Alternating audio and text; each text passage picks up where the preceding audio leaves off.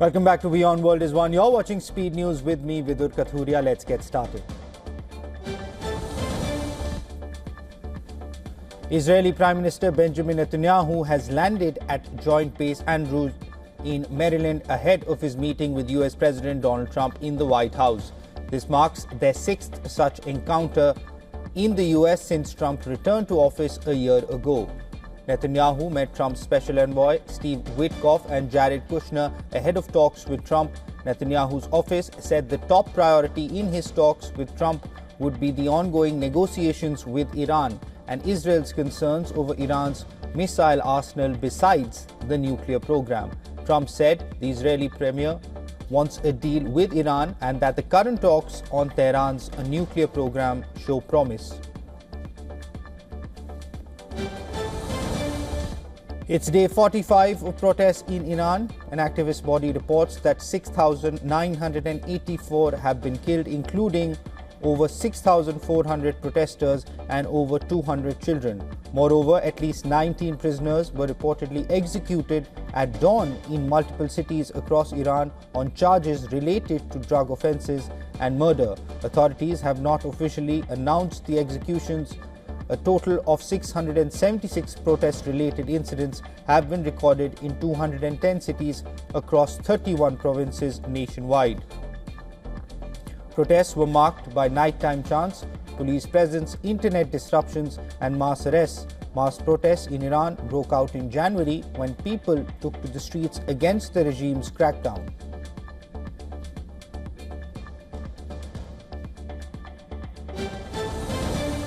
US President Donald Trump's Board of Peace has reportedly drafted a plan on phased disarmament of Hamas.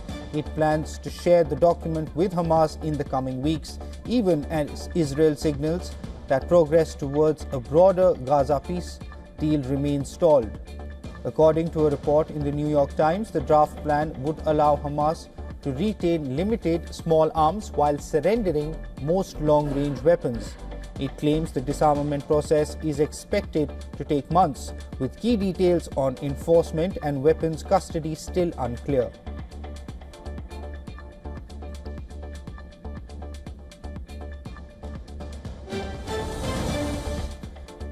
Palestine has launched a bid for presidency of UN General Assembly. Palestine is not a full UN member and attends the assembly as an observer state. But despite this, its envoy to the world body has officially launched his candidacy for president of the 81st session of the General Assembly. The 193-member UN General Assembly selects its leader each year on the basis of regional rotation, and it is the Asia-Pacific group's turn to fill the slot. The president is responsible for presiding over its sessions, representing its decisions, and facilitating negotiations among member states.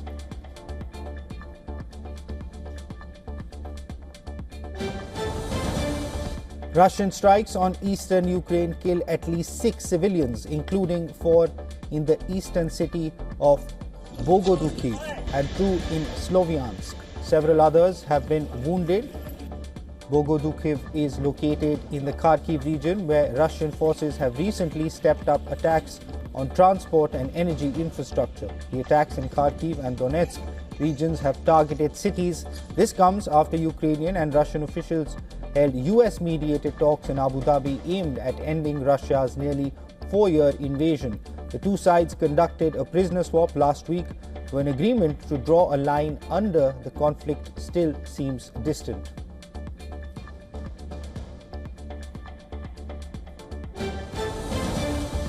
Taiwan is strengthening its defenses against China. It has deployed ATACMS and HIMARS missile systems merely 10 kilometers from Chinese shores. Beijing has issued a stark warning to Taipei and Washington. China's Minister of National Defense spokesperson says any attempt by Taiwan or its allies to provoke war will lead to its own destruction. Taiwan and US have launched Joint Firepower Coordination Center. According to reports, Taiwan has moved its US-made HIMARS rocket systems to its frontline islands near China.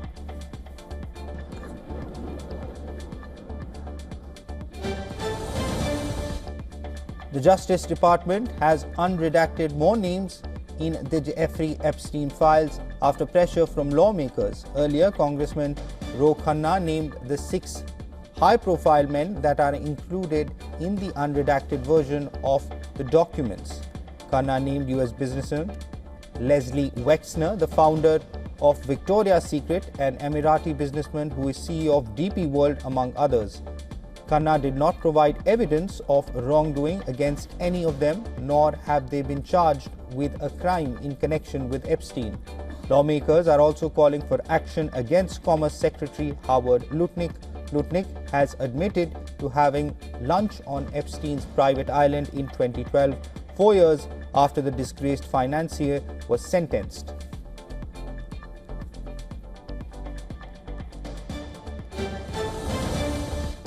Colombia's President Gustavo Petro said that he had escaped what he described as an assassination attempt while flying in a helicopter. During a live-streamed cabinet meeting, Petro referred to an event when he said his helicopter could not land and its planned destination because of fears that people were going to shoot at it. After arriving in Cordoba, Petro did a helicopter flight over the area after heavy rains caused flooding. Petro also mentioned he ordered the retirement of a police general, accusing him of trying to sabotage his meeting with US President Donald Trump in the White House on February 3rd.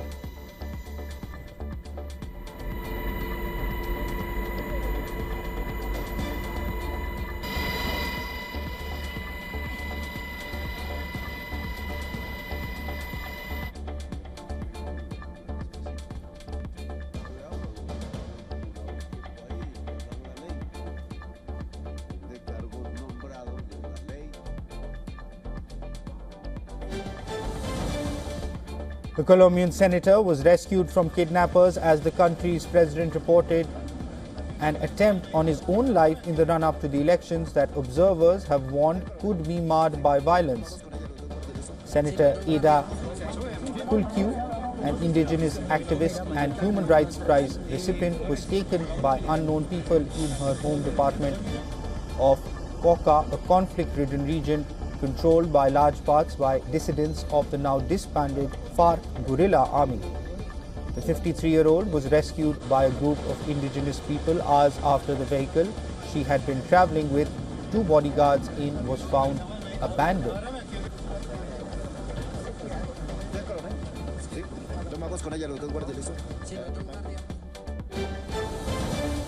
India will continue to import cheap and high-quality oil from non-sanctioned sources. Top officials from External Affairs and Commerce Ministries tell a parliamentary panel in a detailed 3-hour meeting. The officials also conveyed to the committee that India will work on finalizing the interim agreement with the US. This after US imposed a reciprocal tariff of 18% on Indian goods, down from 50% levied earlier. US Trade Representative Jameson Greer claims India is reducing Russian oil imports and increasing energy purchases from the US after Donald Trump and PM Modi agreed on an interim trade framework last week.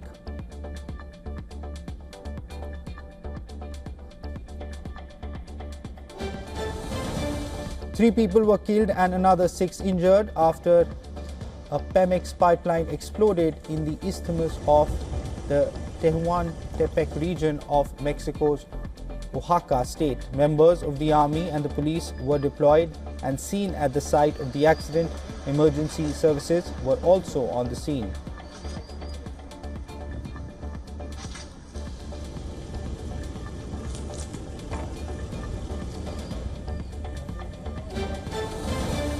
Dozens of relatives of political prisoners gathered outside Venezuela's National Assembly in Caracas to demand the swift release of their loved ones and greater participation in discussions over a proposed amnesty law.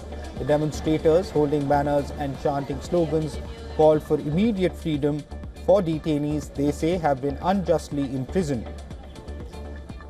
Some families report they have not seen their relatives for months and do not know if they are alive. Meanwhile, United Nations said that Venezuela's humanitarian response plan was only 19% funded in 2025, but humanitarian partners have helped over 2 million people.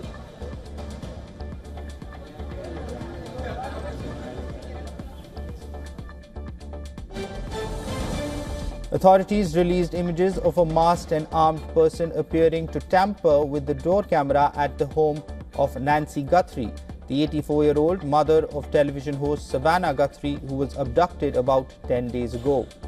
Photos and video released by the FBI and Sheriff's Department show a person wearing a face mask, gloves, backpack, and what appears to be a gun holster.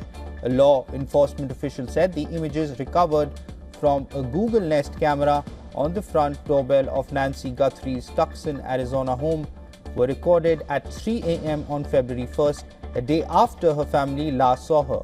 Police have said the camera was disabled in the early hours of February 1st.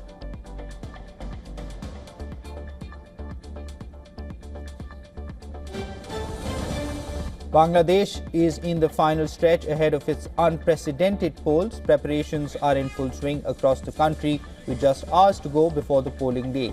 According to Bangladesh Police Chief, over 150,000 officers will be deployed for this week's elections, who warned that over half of polling stations were flagged as vulnerable to violence. The officers, backed by 100,000 soldiers and other security forces, will guard Thursday's vote, the first since a mass uprising toppled the Sheikh Hasina government in 2024.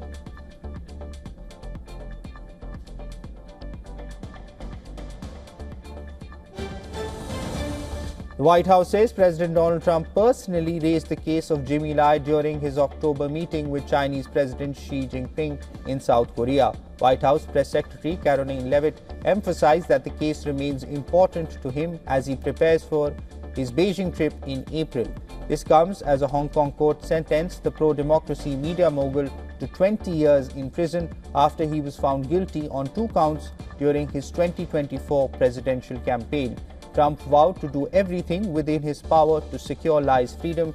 In his meeting with Xi, Trump had suggested that releasing Lai would help stabilize US-China relations and enhance China's international image.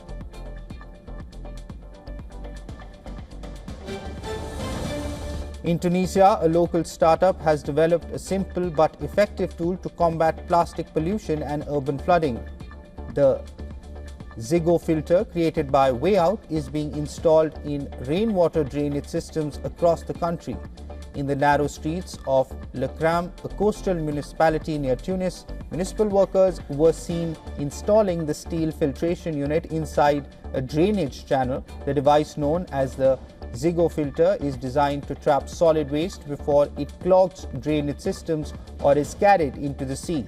Since its launch in 2019 by Tunisian startup WION, more than 2,500 filters have been installed in over 25 municipalities. The sea ice in southwestern Greenland has yet to freeze this winter, threatening traditional livelihoods.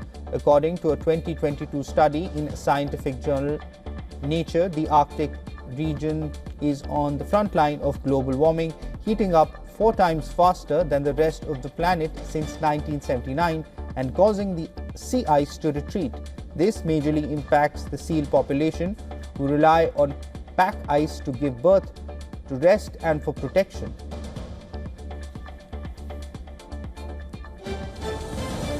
Estonia opened its first official ice road of the winter, connecting the island of Hiiumaa and Saaremaa, as extreme weather and low water levels expedite the freezing of the Baltic Sea. The 17-kilometer route, equipped with road signs and marked with juniper branches, provide a vital connection between the islands, with many ferry services suspended due to severe weather. Despite limited official routes, residents continue to use unofficial ice roads across the frozen Baltic Sea, including a 7-kilometer stretch between the mainland and Vormsi Island.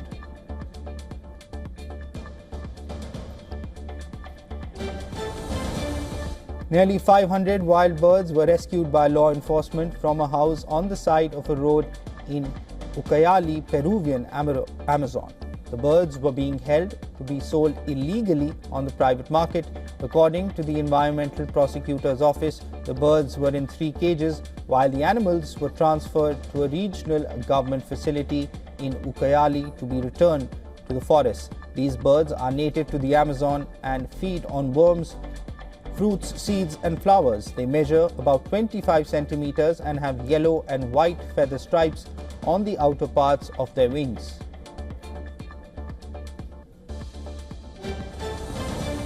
US retail sales were unexpectedly flat in December, failing to grow from November and missing forecasts for a 0.4% rise, indicating consumer spending lost momentum at the end of the holiday season. The Commerce Department's data showed sales held steady at about $735 billion, following a 0.6% increase in November as households pull back on big-ticket items like vehicles and furniture. Core retail sales, which exclude volatile categories, also stalled, signaling tepid underlying demand. Economists say the flat reading points to a softer start to 2026 for US consumer spending.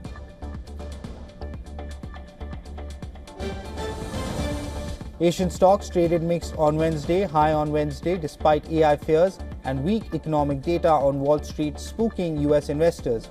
Investors focused on the latest China inflation figures, with Japan closed for a holiday and light volume in many regions. Mainland China indices held near previous levels, with investors pricing in potential policy signals from the inflation data. South Korea's Kospi showed resilience amid broader regional volatility. Hong Kong markets saw tech stocks offering support as risk appetite stirred slightly. S&P 500 futures edged higher and Nikkei futures rose, but stocks stalled as global risks lingered after softer than expected US retail sales weakened sentiment. Gold and silver prices remained volatile on Wednesday, edging slightly higher as US Treasury yields fell after December retail sales showed no growth, signaling softer economic momentum and boosting the appeal of precious metals. Spot gold edged about 0.3% higher before slightly falling again. The yellow metal traded around $5,000 an ounce, while spot silver traded between $81 and $82 per ounce. Lower treasury yields make non-yielding assets like gold more attractive, with markets expecting at least 2 Fed rate cuts in 2026. Investors are also watching upcoming US jobs and inflation data for further policy clues. Indian gold ETF flows have increased amid price gains and geopolitical risks.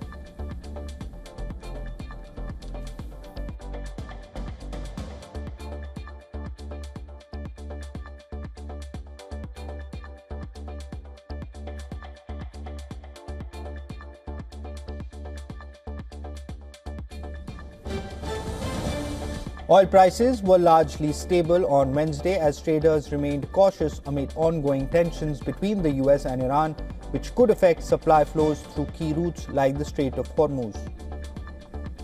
Brent crude hovered near $69 a barrel, while the US crude also saw modest support as geopolitical uncertainty lingered.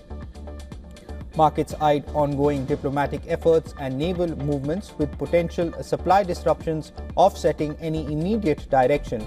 Investors also watched for US inventory data for further market signals.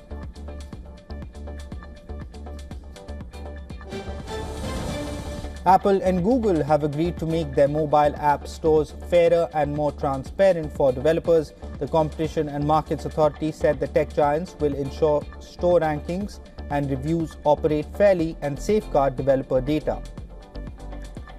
Developers will also get access to more iOS features to build competing products, including digital wallets and live translation. The deal does not change Apple or Google's commission rates, which can go up to 30%, but the CMA will continue engaging on payment options.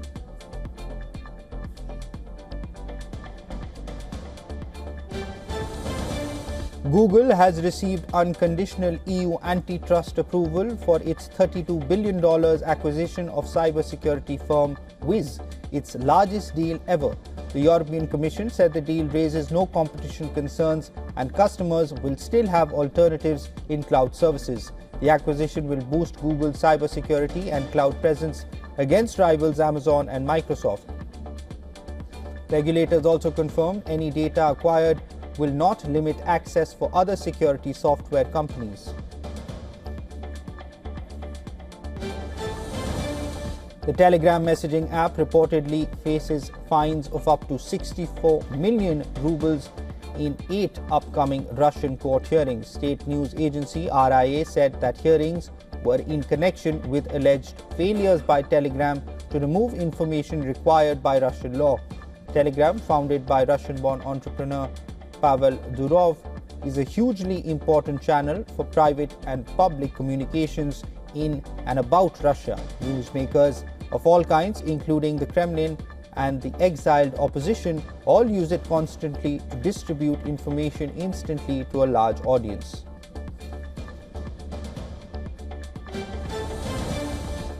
Pakistan warmed up for their T20 World Cup clash against India by beating the United States by 32 runs.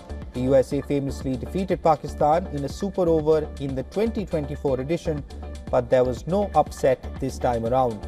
Shahibzada Farhan's 74 of 41 balls and Babar Azam's 48 from 32 helped Pakistan post 190. The USA made a strong start in reply but fell away, finishing on 158 for 8 in their 20 overs. Pakistan have now won both of their group stage matches. Meanwhile, the USA will look for their first win of the tournament when they face the Netherlands on Friday.